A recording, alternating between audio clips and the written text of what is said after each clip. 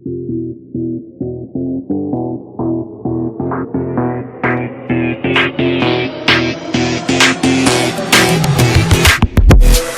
Friends, welcome back to my another video. ಈ video ಒಂದು random blog ಆಗಿರುತ್ತೆ. ನಾವು ಎಲ್ಲಿಗೋ ಹೋಗ್ತಾ ಇದ್ದೀವಿ, ಏನು ಮಾಡ್ತೀವಿ ಎಲ್ಲ ತೋರಿಸ್ತೀವಿ. Stay tune. ಇವಾಗ ನಾವಿಲ್ಲಿ ಕಿಂಡರ್ ಜಾಯ್ ತಗೋಬೇಕು, ಹ್ಯಾರಿ ಪಾಟರ್ ಸೀರೀಸು ಅಂತ ಬಂದಿದ್ದೀವಿ. ಇದೇ ಅಂಗಡಿಲಿ ಸಿಗೋದು, the cake of the day ಅಲ್ಲ, Kinder Joy Harry Potter series ಸಿಗೋದು. ಇದೇ ಫಸ್ಟ್ ಟೈಮು ನನ್ನ ಬ್ಲಾಗಲ್ಲಿ ಬ್ಯಾಗ್ ಪ್ಯಾಕಿಂಗ್ ವಿಡಿಯೋ ತೋರಿಸ್ತಾ ಇದ್ದೀನಿ. ನಾನು ಇದೇ ಬ್ಯಾಗಲ್ಲಿ ಪ್ಯಾಕ್ ಮಾಡ್ತಾ ಇರೋದು, ನೋಡ್ತಾ ಇರ್ಬೋದು. ಇದು ಬಂದು ಅರಿಸ್ಟೋಕ್ರ್ಯಾಟ್ ಅಂತ ಬ್ಯಾಗು. ಇಷ್ಟೆಲ್ಲ ಬಟ್ಟೆನೂ ಇದರೊಳಗಡೆ ಪ್ಯಾಕ್ ಮಾಡಬೇಕು. ನಾನು ಇದಕ್ಕೆ ಪೇ ಮಾಡಿದ್ದು 1350 ರುಪೀಸು. ಇಲ್ಲೇ ನೋಡ್ತಾ ಇರೋ 7 years ವ್ಯಾರಂಟಿ ಅಂತ ಇದೆ. ಬಿಲ್ಡ್ ಕ್ವಾಲಿಟಿ ಅಂತೂ ತುಂಬಾ ಚೆನ್ನಾಗಿದೆ. ತೋರಿಸ್ತೀನಿ ಯಾವ ಥರ ಇದೆ ಅಂತ.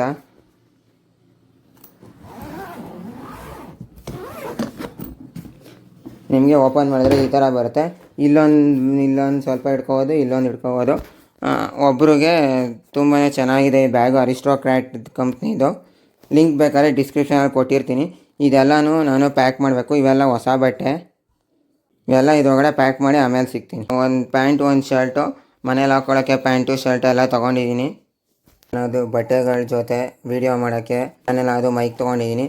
ಒಂದು ಸನ್ಸ್ಕ್ರೀನ್ ಇಟ್ಕೊಂಡಿದ್ದೀನಿ. ಇದು ಬಂದು ಡಾಕ್ಟರ್ ಶೇಡ್ದು, ತುಂಬಾ ಚೆನ್ನಾಗಿದೆ. ಅದ್ರ ಜೊತೆ ಒಂದು ಮಾಯ್ಶ್ಚರೈಸರ್ ಇಟ್ಕೊಂಡಿದ್ದೀನಿ, ಅದು ನಿವ್ಯಾದು. ಆಮೇಲೆ ಒಂದು ಸೆಟ್ ವೇಟ್ ಇಟ್ಕೊಂಡಿದ್ದೀನಿ. ಆಮೇಲೆ ಪ್ಯಾರಿಸ್ ನಮ್ಮ ಅಕ್ಕ ಟ್ರಿಪ್ ಹೋಗಿದ್ದಾಗ ತಂದಿರೋದು ಥೈಲ್ಯಾಂಡಿಂದ. ನೋಡ್ತಾ ಇರ್ಬೋದು, ನಾನು ಈ ಥರ ಪ್ಯಾಕ್ ಮಾಡಿದ್ದೀನಿ. ಹೋಗ್ಬೇಕಾದ್ರೆ ಬ್ಯಾಗ್ನ ಪ್ಯಾಕ್ ಮಾಡೋದು. ನೀವು ನಮ್ಮ ಅಕ್ಕೊಂದು ಹಳದಿ, ಮೆಹಂದಿ, ಸಂಗೀತ, ರಿಸೆಪ್ಷನ್ನು, ಮದುವೆ ಎಲ್ಲ ಬ್ಲಾಗ್ ನೋಡಿರ್ಬೋದು. ಅದ್ರದ್ದೇ ಇದು ಕಂಟಿನ್ಯೂಷನ್ ಬ್ಲಾಗು. ನಾವು ಅಲ್ಲಿ ಒಂದು ಫಂಕ್ಷನ್ ಇದೆ, ಅದಕ್ಕಾಗಿ ಅವ್ರ ಊರಿಗೆ ಹೋಗ್ತಾ ಇದ್ದೀವಿ. ನಾವು ರೈಲ್ವೆ ಸ್ಟೇಷನ್ಗೆ ಬಂದಿದ್ದೀವಿ ಟ್ರೈನ್ ಹತ್ತಕ್ಕೆ. ನೋಡ್ತಾ ಇರ್ಬೋದು, ಇಷ್ಟು ಜನ ಎಲ್ಲ ಲಗೇಜ್ ಎತ್ಕೊಂಡು ಹೋಗ್ತಾ ಇದ್ದೀವಿ ರೈಲ್ವೆ ಸ್ಟೇಷನಲ್ಲಿ ಟ್ರೈನ್ ಹತ್ತಕ್ಕೆ. ಪ್ಲ್ಯಾಟ್ಫಾರ್ಮ್ ನಂಬರ್ 1 ಐತೆ. ಇವಾಗ ಇಲ್ಲಿ ಸೀಟ್ ನಂಬರ್ನ ಹುಡುಕ್ತಾ ಇದ್ದಾರೆ. ಟ್ರೈನು ಗೊತ್ತಾಗಿದೆ, ಎಲ್ಲ ತೊಗೊಂಡು ನೋಡ್ತಾ ಇರ್ಬೋದು. ಇಲ್ಲಿ ಸೀಟ್ ನಂಬರ್ ಹುಡುಕ್ತಾ ಇದ್ದಾರೆ. ಇದೇ ಬೋಗಿಲಿ ಬುಕ್ ಮಾಡಿರೋದು. ಇಲ್ಲ ಅರ್ಧ, ಇನ್ನೊಂದು ಬೋಗಿಲಿ ಅರ್ಧ ಟಿಕೆಟ್ ಬುಕ್ ಆಗಿದೆ. ಎಲ್ಲರೂ ಓದ್ತಾ ಇದ್ದಾರೆ. ಇಲ್ಲಿ ಸೀಟ್ ನಂಬರ್ ನೋಡ್ಕೊಳ್ದೆ ಹರಿಬರಿಲಿ ಏನೇನೋ ಆಗ್ತಾಯಿದೆ. ಇಲ್ಲಿ ಅರ್ಧ ಇಲ್ಲಿ, ಅರ್ಧ ಅಲ್ಲಿ ಬುಕ್ ಆಗಿದೆ. ಇದು ನೆಕ್ಸ್ಟ್ ಡೇ ಬ್ಲಾಗು. ನಾವು ಬೆಳಗ್ಗೆ 6 ಗಂಟೆಗೆ ಟ್ರೈನಲ್ಲಿ ಎದ್ದಿದ್ವಿ. ಇನ್ನೂ ಹೋಗಿರಲಿಲ್ಲ ಬೆಳಗಾಂಗೆ ಇನ್ನೂ ಹೋಗ್ತಾ ಇದ್ವಿ. ಮಾಡ್ತಾರೆ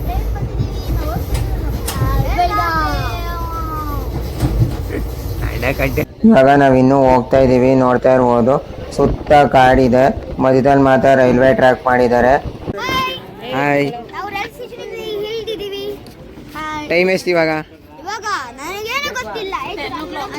10 o'clock. ಇವಾಗ ನಾವು ರೈಲ್ವೆ ಸ್ಟೇಷನಿಂದ ಇಳಿದಿದ್ದೀವಿ. 10 ಗಂಟೆ ಟೈಮು. ಇಷ್ಟು ಜನ ಎಲ್ಲ ಇಳ್ಕೊಂಡು ಲಗೇಜ್ ಎಲ್ಲ ಇಳಿಸ್ಕೊಂಡು ಹೋಗ್ತಾ ಇದ್ದೀವಿ. ಇವಾಗ ನಾವು ಹೋಗ್ಕೊಂಡು ಇಲ್ಲಿ ಬಸ್ ಮಾಡಿರೋಂಥ ಬಸ್ ಹತ್ಕೊಂಡು ಹೋಟೆಲ್ಗೆ ಹೋಗ್ತಾ ಇದ್ದೀವಿ. ಇಷ್ಟು ಜನ ಎಲ್ಲ ಹೋಗ್ತಾ ಇದ್ದೀವಿ. ನೋಡ್ತಾ ಇರ್ಬೋದು, ಇವರೆಲ್ಲ ಮಕ್ಕಳು ಮುಂದೆ ಕೂತಿದ್ದಾರೆ, ದೊಡ್ಡವರೆಲ್ಲ ಹಿಂದೆ ಕೂತಿದ್ದಾರೆ, ಸೀಟ್ ಇಲ್ಲದೆ.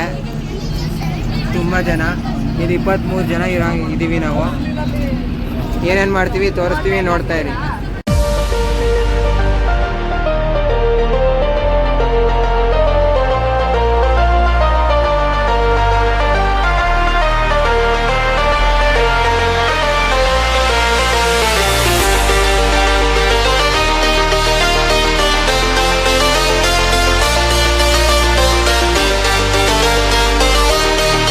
ನಾವಿಲ್ಲಿ ತಿಂಡಿ ತಿನ್ನಬೇಕು ಅಂತ ಹೋಟ್ಲ್ ಹತ್ರ ನಿಲ್ಸಿದ್ದೀವಿ.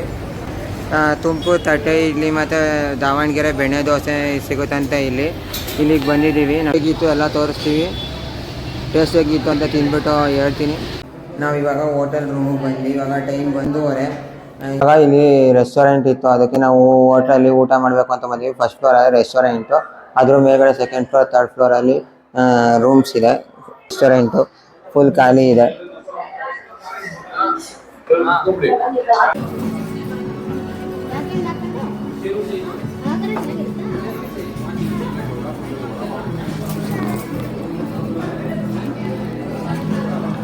ಇವಾಗ ಇಲ್ಲಿ ರೋಟಿ ವಿತ್ ಮಶ್ರೂಮ್ ಕರಿ ಆರ್ಡ್ರ್ ಮಾಡಿದ್ದೀವಿ. ಮತ್ತು ಆಮೇಲೆ ಅಕ್ಕ ನೂಡಲ್ಸ್ ಆರ್ಡ್ರ್ ಮಾಡಿದ್ದೀವಿ.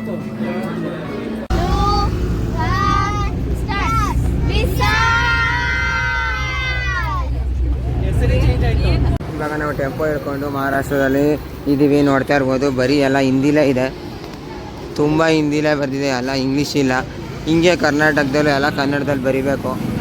ಬರೀ ಎಲ್ಲ ಓಲ್ಡ್ ಬಿಲ್ಡಿಂಗ್ಸು, ಯಾವುದೇ ನ್ಯೂ ಬಿಲ್ಡಿಂಗ್ಸ್ ನಾವು ನೋಡಲಿಲ್ಲ ಇದ್ರವರೆಗೂ.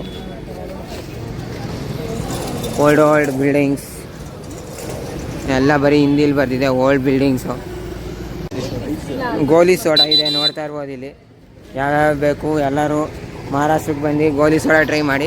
ಮಹಾರಾಷ್ಟ್ರದಲ್ಲಿ ಗೋಲಿ ಸೋಡಾ ಫೇಮಸ್.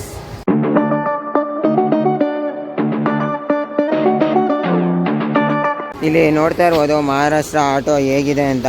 ನಮ್ಮ ಕಡೆ ಎಲ್ಲ ಯೆಲ್ಲೋ ಕಲರ್ ಇದ್ದರೆ ಇಲ್ಲಿ ಬ್ಲ್ಯಾಕ್ ವೈಟ್ ಇದೆ. ನೋಡ್ತಾ ಇರೋದು ಹಿಂದಿಲೇ ಬರ್ತಿದ್ದಾರೆ. ಅಲ್ಲೂ ಮಹಾರಾಷ್ಟ್ರದಲ್ಲಿ ಇದ್ದೀವಿ ಅನ್ನೋಕ್ಕೆ ಇದೇ ಪ್ರೂಫು ನೋಡಿ.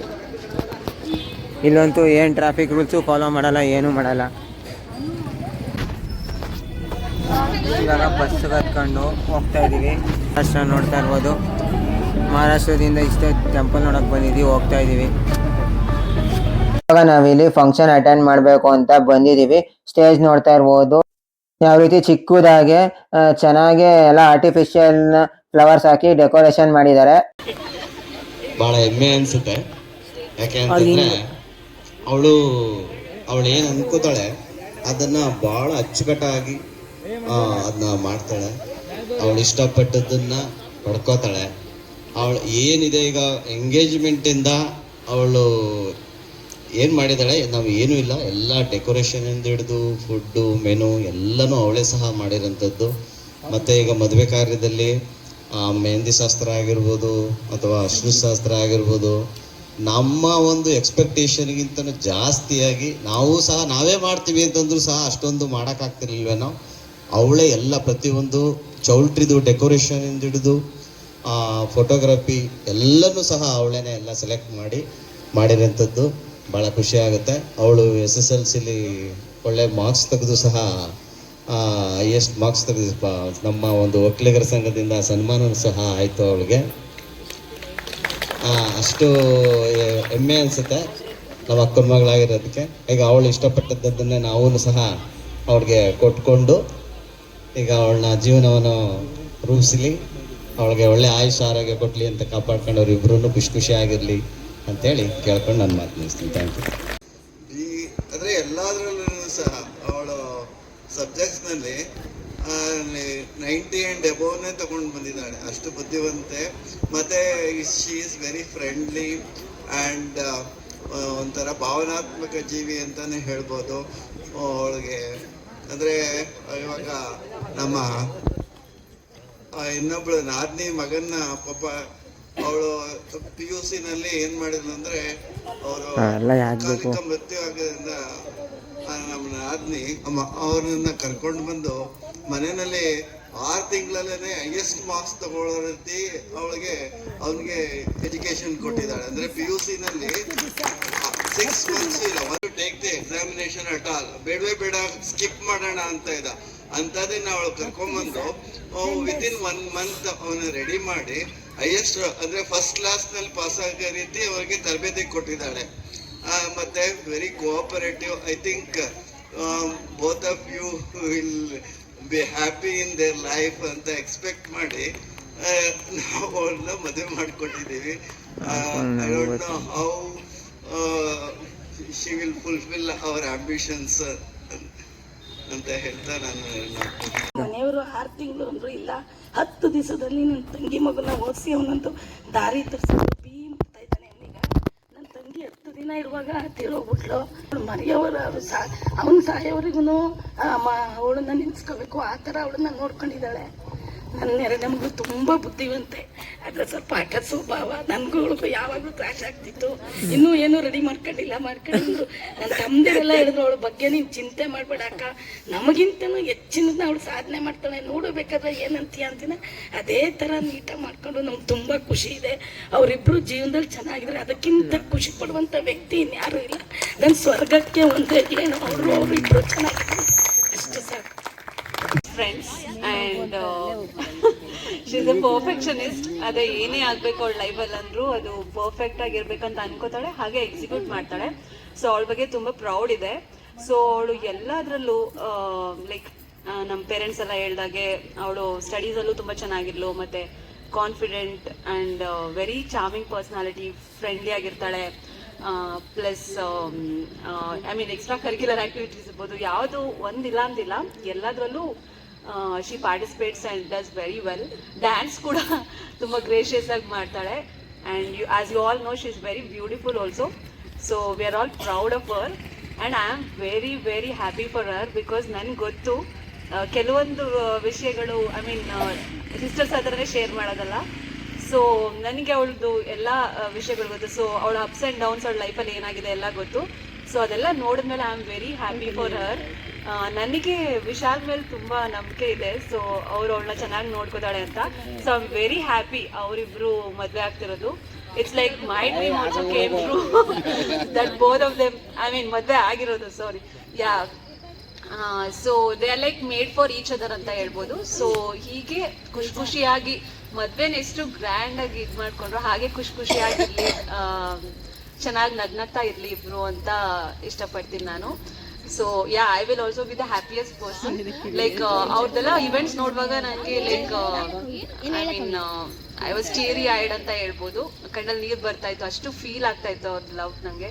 ಸೊ ಹೀಗೆ ಇರಿ, ಆರಾಮಾಗಿರಿ, ನಗ್ನಗ್ತಾ ಇರಿ. You are the cutest pair I've ever seen and yours was one of the fairy tale wedding. So ತುಂಬ ಚೆನ್ನಾಗಿತ್ತು, ಎಲ್ರಿಗೂ ನೆನಪಿರುತ್ತೆ ನಿಮ್ಮ ವೆಡ್ಡಿಂಗ್ ಅಂತ ಹೇಳ್ಬೋದು. ಹೀಗೆ ನಗ್ನಗ್ತಾ ಇರಿ. All the very best for you, for all your future endeavours, both of you. Love.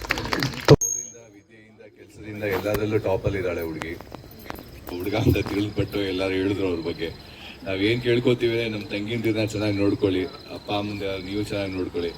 Let them leave a very happy life, beautiful life. ಒಂದು ಅರ್ಥಪೂರ್ವಕವಾದ ಜೀವನ ಬದುಕಲಿ ಅನ್ನೋದು ಮೈ ಬ್ಲೆಸ್ಸಿಂಗ್ಸ್ ಟು ದೆಮ್ ಅಷ್ಟೇ. Let them leave a very happy life ಅಂತ ಅಂದ್ಬಿಟ್ಟು.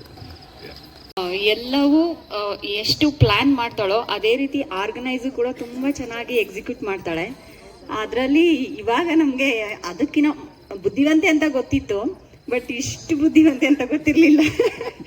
ಇವಾಗ ಮದುವೆ ಎಲ್ಲ ಮ್ಯಾನೇಜ್ಮೆಂಟು ಅಥವಾ ಈವೆಂಟ್ಸ್ ಏನು ಮಾಡಿದಾಳೋ ಅಷ್ಟು ಈವೆಂಟ್ಸು ಪ್ಲ್ಯಾನ್ ಆಗಿರ್ಬೋದು, ಆರ್ಗನೈಸಿಂಗ್ ತುಂಬ ಚೆನ್ನಾಗಿ ಮಾಡಿದ್ದಾಳೆ. ಅದೇ ರೀತಿ ಅವಳದು ಕಲರ್ಫುಲ್ ಹೇಗಿತ್ತು ಅವಳದು ಫಂಕ್ಷನ್ನು, ಅದೇ ರೀತಿ ಅವಳ ಲೈಫ್ ಕೂಡ ಕಲರ್ಫುಲ್ ಆಗಿರಲಿ.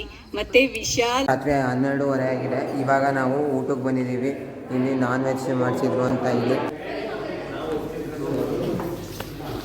ಇದೇ ನಾನ್ ವೆಜ್ ಹೋಟ್ಲು. ಇಲ್ಲಿ ಫುಲ್ ಬ್ಯಾಟಿಂಗ್ ಇವತ್ತು. ಇವಾಗ ನಾವಿಲ್ಲಿ ತಿಂತಾ ಇದ್ದೀವಿ ಚಪಾತಿ ಮತ್ತು ಚಿಕನ್ ಸಾಂಬಾರು.